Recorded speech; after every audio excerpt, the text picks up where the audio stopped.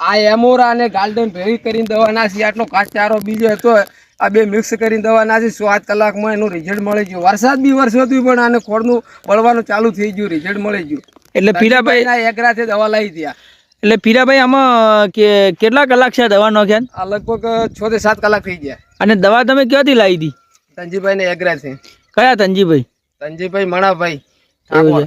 આ પેલા મહેશભાઈ દુકાને બે ત્યાં? મહેશભાઈ બે દુકાન ત્યાંથી જ લાવી દીધા. એવું છે એમ. આ 3 રસ્તા જેગોલ? 3 રસ્તા જેગોલ, પરબતભાઈ પાર્લરના બાજુમાં જ. એવું છે. એટલે 6 કલાક પછી આવું રિઝલ્ટ મળે છે એનું? આવું રિઝલ્ટ મળે, જોઈ લો. તળાવમાંથી જેવો મળ્યું. અથડામાંથી બળી ગયું છે ને? હા બરોબર. કઈ દવા તમે વાપરી હતી એમાં? ઓમાં એમોરા અને ગાલ્ડન બે ભેળી કરી નાસી હતી. રિઝલ્ટ તો સારું મળ્યું છે. તંજીભાઈ મનાભાઈ મેગાવાટની દુકાન ઉપરથી દવા લાવી હતી પીરાભાઈએ અને નાખી છે, બરોબર. એમાં પીરાભાઈને સારું રિઝલ્ટ મળ્યું છે. એમાં દવાનું નામ શું છે?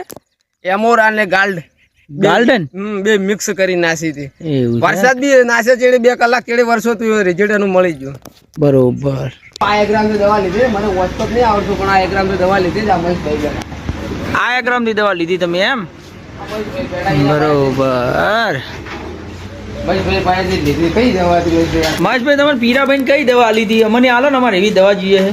એમોરા દવા આપી હતી અમને પીરાભાઈને.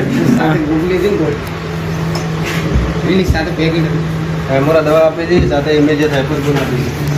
બરોબર. આ એમઆરઓ આપી હતી, ઇમેજિયસ હાઇપર આપી હતી સાથે નાખવાથી. પીરાભાઈ કઈ દવા લીધી?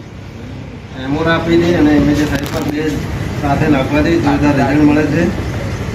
3-4 કલાકમાં રિઝલ્ટ બી મળી જાય છે. અને મહેશભાઈ કેટલા પંપની દવા આવે છે? આ આવશે 10 કંપની, આ આવશે 5 કંપની, 15 કંપની કુલ દવા થશે. પછી આ એમઆરઓ નાખ્યા પછી કશું નાખવું તો નહીં જ પડે ને? અને ખોળ તો બળી જ જાય. આ પીરાભાઈના ખેતરમાં મેં જઈને જોયું હતું તો ખોળનું રિઝલ્ટ તો બળીનું સારું દેખાય છે અમને, બરોબર. એટલે આ તમારી એગ્રો ઉપરથી